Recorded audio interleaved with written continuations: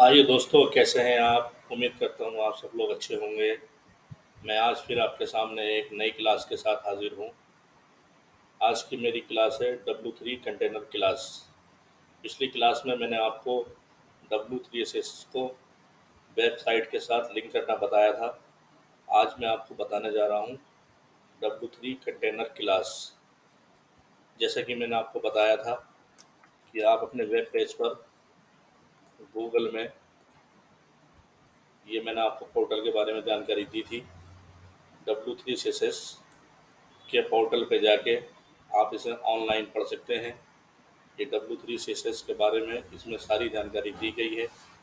ये भी मैंने आपको बताया था W3 CSS क्या है। ये एक फ्रेमवर्क है और इसे मैंने आपको वेब पेज से लिंक करना भी पिछली क्लास में बता दिया था। आज हम आगे चलेंगे और हम पढ़ेंगे W3 CSS की पहली क्लास W3 का CSS कंटेनर। आइए हम आपको बताते हैं इसकी परिभाषा के बारे में। W3 CSS कंटेनर क्लास का उपयोग किसी भी HTML एलिमेंट में 16 px left and right padding जोड़ने के लिए किया जाता है। पैडिंग को हम CSS के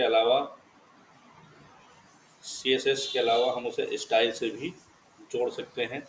आपने HTML में पैडिंग के बारे में पढ़ा होगा। मैंने एक प्रोग्राम इसमें पहले से बना के रखा है। आइए मैं आपको दिखाता हूँ।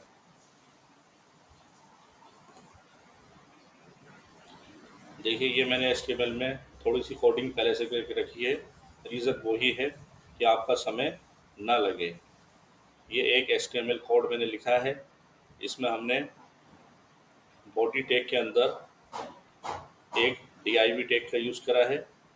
उसमें हमने h1 टैग का यूज़ करा है और एक हेडिंग को हमने इसमें दिया है।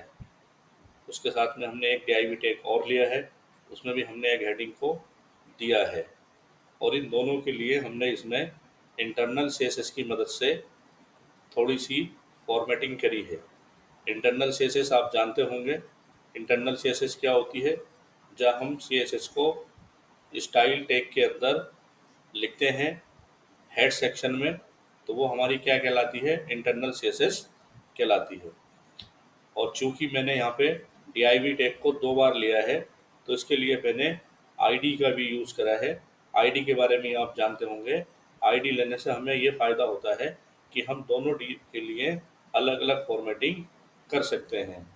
तो पहली id है मेरी D1 और दूसरी id है मेरी D2। इसमें हमने थोड़ी सी CSS प्रॉपर्टी ली है, जैसे हमारी background property, hash, div tag. ये आप जानते होंगे हैश के बारे में। ये सिलेक्टर है। जब भी हम आईडी का यूज़ करते हैं तो उसके साथ में हमें सिलेक्टर को लिखना होता है। हैश का यूज़ यहाँ पर सिलेक्टर के लिए किया जाता है। DN1 में हमने जो CSS लिखी है उसके बारे में आपको बता दूं। हमने इसमें बैकग्राउंड मेंशन करी है, रेड बॉर्डर दिया है और पैडिंग का यूज़ करा है। इसी के बारे में हम चर्चा कर रहे थे। यही मैं आपको समझाने जा रहा हूँ कि आखिर पैडिंग क्या है। यहाँ पे जो हम पैडिंग ले रहे हैं वो हम CSS की मदद से ले रहे हैं। CSS का जब हमें यूज़ करते हैं तो उसके लिए हमें स्टाइल टैग का उपयोग करना होता है। तो यहाँ पर हमने पैडिंग दी है। 2 पैडिंग हमने इस्तेमाल करी है, एक DI1 के लिए और एक DI2 के लिए। आइए मैं आपको इसका आउटपुट भी दिखाता हूँ।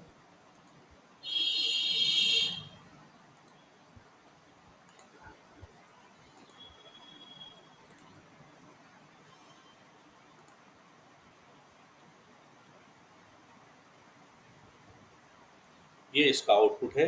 जो डिव हमने इसमें यूज़ की हैं, 2 डिव हमने यूज़ की हैं।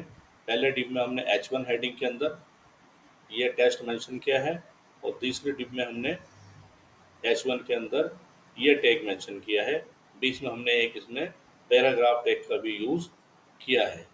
अब आप इसमें देखेंगे कि ये जो पहला div है इसमें हमारा पैडिंग इस्तेमाल हुआ है। ये हमने पहले वाले के लिए 10 px और 15 px पैडिंग का इस्तेमाल किया है। ये जो हमारा पैडिंग लिखा गया है इसका मतलब ये है कि हमने टॉप से 10 px और राइट से 50 px पैडिंग हमने इसमें दी है।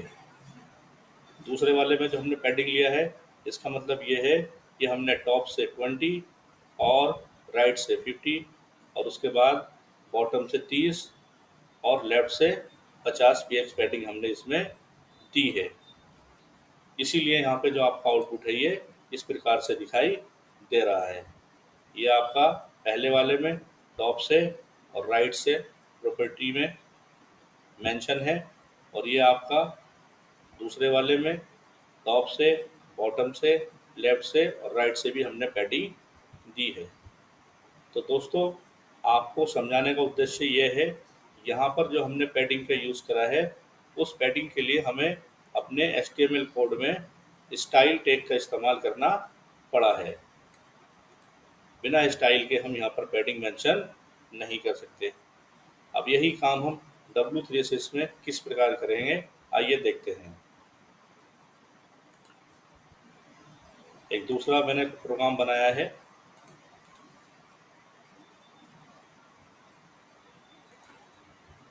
देखिए, मैंने आपको बताया है W3 कंटेनर क्या है। एक क्लास है जो हमारे वेब पेज में क्या करता है, पैडिंग को जोड़ता है। पैडिंग को जोड़ने के लिए हम इसमें W3CS में W3 कंटेनर क्लास का यूज़ करते हैं।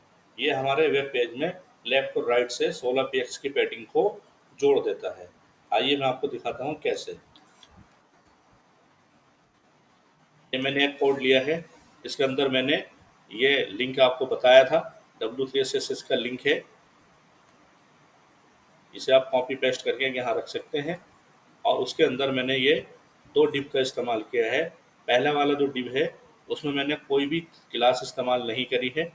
दूसरा वाला जो डिव है उसके अंदर मैंने W3 कंटेनर क्लास को लिखा है। आइए मैं आपको इसका आउटपुट दिखाता हूँ।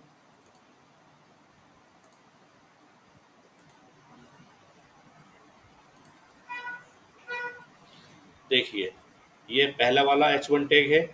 इसमें आप देखिए लेफ्ट से बिल्कुल भी स्पेस नहीं है, ये बिल्कुल किनारे से आपको दिखाई दे रहा है। जबकि दूसरे वाले में हमने क्या किया है, W3 कंटेनर क्लास का यूज़ किया है। तो W3 कंटेनर क्लास क्या करता है, ये हमारा लेफ्ट से 16 px पैडिंग इसमें जोड़ देता है। वही यहाँ पे हुआ है। जैसे ही हमने W3 कंटेनर क्लास का यूज़ किया है तो यहाँ पर इसने 16 px पैडिंग को जोड़ दिया है। यही आपका W3 कंटेनर क्लास है। अगर आप अपने वेब पेज के अंदर लेफ्ट और राइट से पैडिंग को जोड़ना चाहते हैं तो उसके लिए आप W3 कंटेनर क्लास का यूज़ कर सकते हैं। आइए मैं आपको दूसरे में भी पैडिंग को जोड़कर दिखाता हूँ। यही हम यहाँ से W3 कंटेनर क्लास को कॉपी करते हैं और पहले वाले div टैग में इसको क्या कर देते हैं, पेस्ट कर देते हैं।